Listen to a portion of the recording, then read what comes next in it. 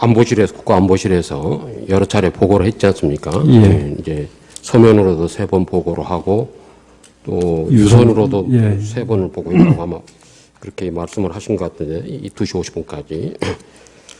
근데 이제 그 서면 보고, 두 번째 서면 보고, 그게 아마 피청구인들이 낸 성명상 거기에 붙어 있는 그 1, 2, 3보가 서면이 붙어 있는데, 그 2보에 보면은 2보가 10시 40분에 출력한 시간이라고 말씀하신 10시 40분에 출력이 된 2보인데, 거기에 보면 배 기울기가 그 62도로 되어 있어요.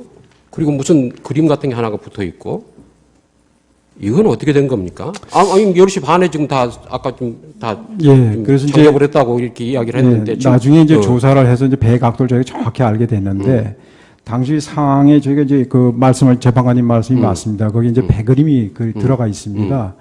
그래서 저희가 이제 그 작성자한테 확인을 해보니까 이거 YTN에 나오는 화면을 캡처해서 넣었다. 근데 그때는 생중계가 되는 시간이 아닙니다. 그러니까 아마 스틸 사진으로 누가 거기서 현장에 있던 사람이 찍어서 보낸 거를 받아서 방송에 아마 띄웠는데 거기에는 그 시간이 안 나와 있습니다. 이게 몇 시에 촬영한 거라는 게. 그러면 그거를 좀 보고 그냥 각도를 재본 건가? 어떻게? 예, 나중에 이거 어떻게 잘못된 짐작으로? 저희가 잘못된 보고라는 것을 알게 됐습니다. 그다음에 이제 그 3보가 11시 20분에 이루어지는데, 그때는 이제 10시 49분에 뭐 다 침몰했다 이렇게 보고가 됐어요. 지금 10시 반하고도 약간 또 시간 차이가 있는데. 그러면 이런 보고를 할 때는 이게 이 차장이나 실장이 다 이렇게 체크를 합니까? 어떻게? 저희 보고서는 저희가 체크를 하죠. 체크를 합니까? 예. 그러면 이제. 근데 10시 이제 11시 10분 보고서 이제 3보로 오전 중에 마지막 보고입니다. 거기 보면 이제 배 그림이 뒤집어진 그림이 있습니다. 전복된 그림이. 그건 아까 제가 말씀드렸지만 11시 10분에 저기 해경 513호가 ENG 카메라가 장착되고 위성 송출이 되는 배입니다.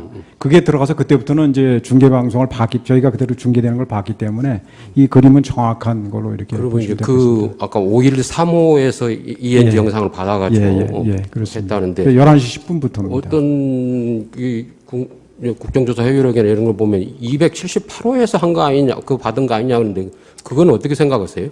저희는 아직 처음 도착한 배가 513호입니다. 513호에서 받은 거다.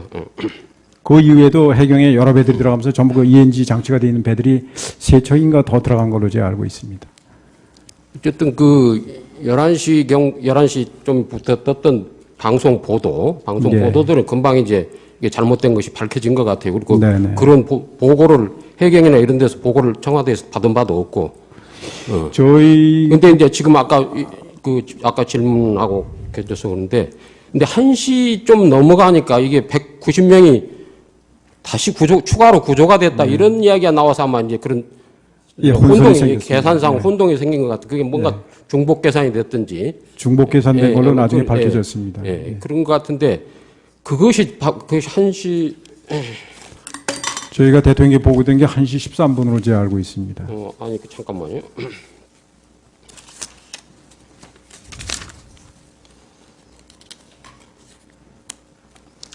그래서 이제 그런 이야기 어디서 나왔던 것 같아요. 그러니까 위기관리센터에서, 청와대 위기관리센터에서 그 해경 한라인으로 이렇게 이제 확인을 합니다. 190명 추가 구조가 사실인지 이렇게 확인을 하니까 해경 본청은 서해청에서 보고받았으나 확실치 않다. 이렇게 거기 녹취록에 보면 나와 있어요. 그 다음에 이제 그러니까 이 보고가 대통령에 대한 보고가 아마 정무수석실에서도 보고가 가고 안보실에서도 그날 계속해서 뭐 보고가 갔던 정무수석실은 주로 다 서면 보고로 이루어져 있고. 사회안전비서관이 거기 있기 때문에 담당 비서관이 거기서 이제 계속 또 보고가 올라갔습니다. 쭉 이루어진 것 같아요 보니까. 그런데 이제 정무수석실에도 그까지를 포함해서 180명이다 190명 더 하니까 370명이 구조됐다. 뭐 이렇게 보고가 된 것 같다가 이게 1시 반쯤에는 위기관리센터에서 이게 중복 계산이 돼서 된 거라는 거 확인하지 않나요? 아까 말씀드린 저희가 이제 190명이 그럼 어디 있느냐. 그랬더니 이게 진도 행정선에 타고 있다. 이랬는데 진도 행정선이 팽목항으로 들어오게 돼 있습니다.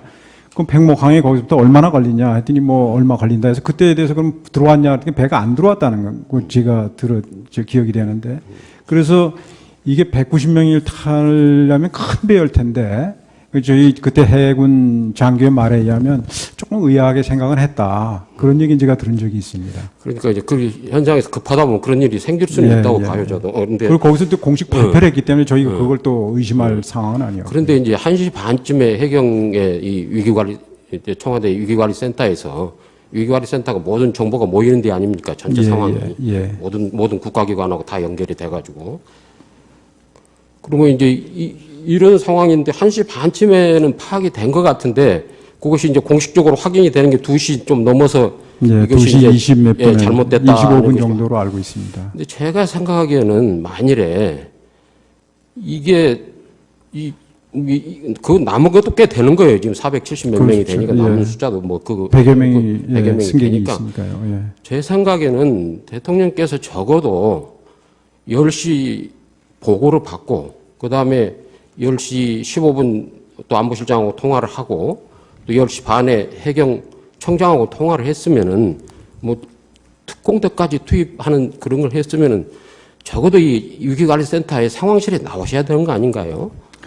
글쎄, 아까도 제가 이제 그 당시 일반적인 상황, 일반인들이 가졌던 상황 인식을 상기시키기 위해서 권성동 위원장께서 그때 증언하신 그 내용을 말씀드렸습니다. 그게 우리가 일반적으로 갖고 있던 인식입니다. 그렇기 때문에 대통령께서 보고받으시고 뭐 상황실로 오셔야 되지 않느냐 하는데 대통령께서 저희 상황실에 오시는 경우는 대개 이제 북한이 핵실험을 했다든지 그 뻔히 결과를 다 알고 있기 때문에 대책을 세우고 진행되는 상황에서 오는 게 아니고 그다음에 뭐 미사일 장거리 미사일을 쐈다든지 그럴 경우에 이제 오셔서 국가안전보장회의를 여시고 그러는데 작년에만도 제 기억에 한 7번인가 뭐 하신 걸로 알고 있습니다. 그런데 그 당시는 초기 상황 보고였고 그게 그렇게 긴박하게 돌아간다 그런 생각을 못했기 때문에 또 저희가 또 그렇게 보고를 드리지도 않았고 막 그렇지 않았나 이렇게 생각합니다. 지금 이제 증인께서 말씀을 하시는 거 보면은 국가안보실도 마찬가지로 그렇게 긴박한 상황이라고는 인식을 안 했다는 느낌이 증인 증언에 의하면 좀 그런 느낌이 오는데. 아니 긴박한 상황이라는 게 이제 일반적인 걸 제가 말씀을 드린 거예요. 저희는 이제 계속해서 상황을 파악을 하고 보면은 그날 99번 통화를 한 걸로 돼 있습니다. 그러니까 이게 왜냐면 그래서 9시 20분부터 근데 대통령께서 그거 바로 내려가셔서 상황을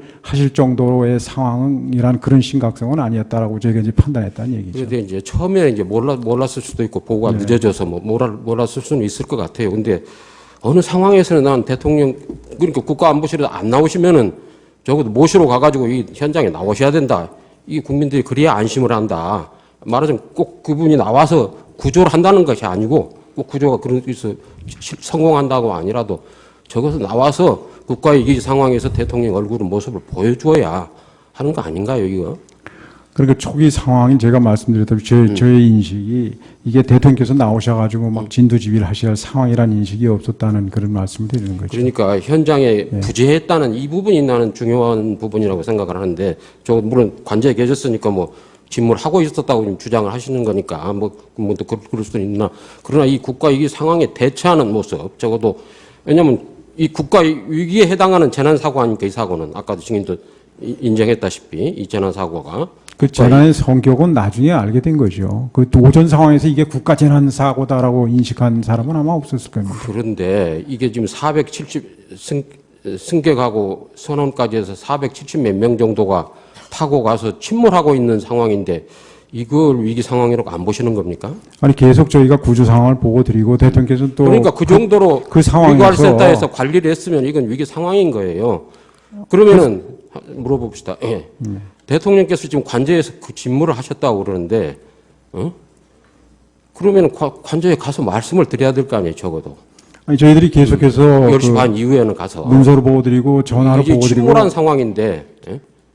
지침을 받고 이러기 때문에 그 상황에서는 저희는 뭐 대통령께서 상황실에 오셨다고 그래서 다르게 지시할 수 있는 것도 아니고 저는 뭐 거기에 대해서는 하여튼 인식이 하여튼 뭐 사고 발생 시보다는 10시에 인식을 하셨다니까 우선 그 인식이 좀 늦어졌고 그다음에 인식을 어느 정도 했느냐 이 상황에 대한 인식을 정확하게 보고를 받았으면은 뭐 그 인식이 나는 정확한 인식이 상황에 대한 정확한 인식이 있었으면 현장에 나왔든지 아니면 그 관저에 계시더라도 아마 적절한 지시를 계속해서 했었어야 되리라고는 싶은데 이게 제가 보기에는 지금 말씀하신 내용이 10시 15분에 안보실장하고 통화하면서 지시한 내용하고 또 그 지시한 내용은 해경 녹취록에 나와 있습니다.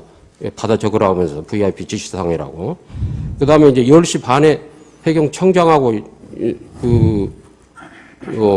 특공대를 투입을 해라. 그러고는 나중에 이제 다른 건 쭉 없다가 이 구조가 이렇게 인원이 잘못됐느냐를 한번 질책을 하시고 그 다음에 이제 중대본에 나타나서 말씀하신 거거든요. 딱 그 상황인 겁니다. 대통령이 하신 지시하고 조치하고 그런 내용들은 행동들은. 그래서 나는 이 점에서 이제 이것이 헌법 위반이 되느냐 법률 위반이 되느냐 문제는 별도로 쳐두고 그 문제에 관해서 그래서 대통령께서는 뭐 책임이 없다고 할 수는 모르지만 국가안보실에서 그렇다면은 그 전체 상황을 관리하고 있던 사람들은 누가 책임을 물은 적이 있습니까? 청와대 비서진이나 요 세월호 사건 문책을 한 적이 있었습니까? 세월호 사고에 대해서 지금 말씀하신 게 조금 말씀드리겠습니다. 제가 말씀드리고자 하는 거는 그 당시 국가안보실에서 사실 전체적인 그 상황을 정확하게 파악이 안 됐기 때문에 나중에 사후적으로 보면 저희들이 굉장히 심각한 상황이었던 건 맞습니다만 그 당시는 그걸 인식을 못한 게 사실입니다. 만약 저희가 그 상황을 인식했다면 대통령께 이 심각한 상황이라는 걸 보고를 드리고 그렇게 했을 텐데 보고서를 보시면 알지만 그렇게 심각하게 이렇게 저희가 인식을 못했습니다. 근데 그건 뭐 저희들이 그 정보 들어오는 정보라든지 시스템 자체가 그렇게 되기 때문에 그런 아쉬운 점이 있습니다. 책임과 관련해서는 사후에 저희가 감사원에서 나와서 조사를 하고 그렇게 한 걸로 알고 있습니다. 책임자 처벌에 관한 거는 제가 기억하는 그러니까 청와대 내에서 비서진이나 이런 뭐 여기 참모진에 대한 문책을 한 적이 있었냐 물어보면 다른 사람들 처벌받은 사람이 많으니까 그런 거는 아마 그 당시 감사를 다 해서 책임 소재를 따져서 거기에 상응하는 조치가 있었다고 저는 알고 있습니다. 청와대 직원이 징계를 받았는지는 제가 알지 못합니다. 뭐 김장수 실장이 징계를 문책 인사를 김장수 실장은 그 위에 좀 다른 문제로 해서 면직이 됐습니다. 이걸로 문책을 한 건 아니죠. 뭐 세월호 관련 사건이죠. 세월호 관련 사건? 예. 그건 뭔가요? 그 당시 그러면 책임이 누가 있느냐의 문제를 가지고 컨트롤 타워 문제에서 그것이 사회적 논란이 됐고 그래서 면직이 됐습니다. 그래서 문책을 한 겁니까? 글쎄 여기 뭐 제가 인사. 그래서 아니 근데 분명히 문제가 됐던 건 그 당시 컨트롤 타워가 어디냐 이런 문제 가지고 사회적 논란이 됐고 거기에 대해서 책임을 지고 물러난 걸로 알고 있습니다. 그러니까 이제 이 관저에서 이제 관저에도 집무실이 있다. 이 이야기는 2014년 7월 7일 날 운영위원회 국회 운영위원회에서 청와대 비서실장이랑 이렇게 모셔놓고 이렇게 질의응답을 하지 않습니까? 예.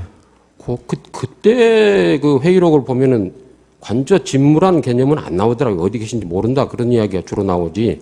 그런데 이제 그 며칠 뒤에 가면은 관저도 집무하는 곳이다 이런 논리를 펴더라고요. 왜 그 처음 운영위원회 조사할 때는 관저에서도 집무를 했다 이 말씀을 왜 안 하신 건가요?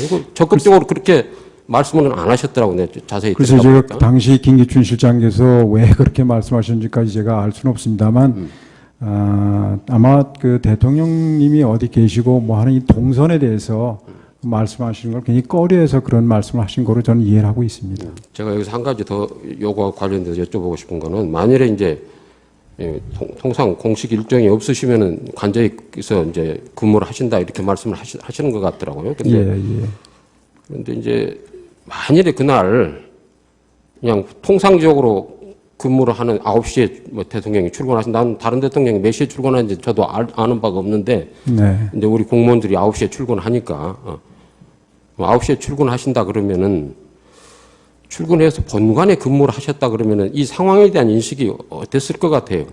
혹시 이제 의견 내가 물어보는 건데. 예. 제 생각에는 뭐 차이가 없었으리라고 봅니다. 왜 차이가 없었으리라고 보시는 뭐 거예요? 그 대통령께서 일하시는데 장소가 어디냐에 따라서 인식이 달라진다고 보지 않습니다. 인식의 시점, 인식이 지연된 거하고 인식의 수준하고 이것이 같이 문제가 되는데 이거는 인식의 시점이 좀 빨라질 수는 있는 거 아니냐. 그리고 저희 바로 구두로 누구가 대면복으로 왔을 때 들으면서 여기 여러 가지 의문난 게 많이 있을 거 아닙니까? 의문난 것을 지적을 하면서 질문을 던지면서 이렇게 보고를 받을 때 그럴 때 효과라는 건 굉장히 빠른 그 상황에 대한 인식도 되고 상황에 대한 정확한 인식도 가질 수 있는데 그 부분을 못한 점에 대해서 어떻게 생각하시나요? 저희가 지리적으로 보면 사실은 본관이 저희 사무실 훨씬 멀습니다. 관저가 훨씬 가깝게 돼 있습니다. 그렇기 때문에 저는 그 장소가 어디냐에 따라서 인식이 달라지라고는 보질 않고요. 시간적으로도 오히려 관저가 더 가깝습니다. 저희가 전달하는 측면에서 보면. 그리고 실제 대면에서 보고하고 그걸 좀 받았으면 좋지 않겠냐 이런 말씀이신 걸 제가 이해가 됩니다. 근데 김장수 실장이 그 건에 대해서 증언한 거는 이렇습니다.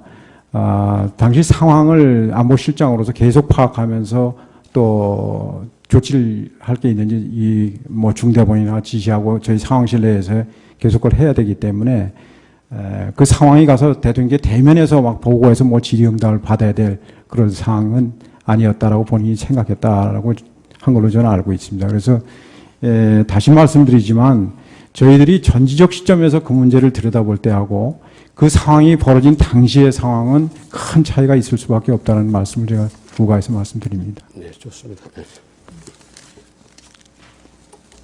이상으로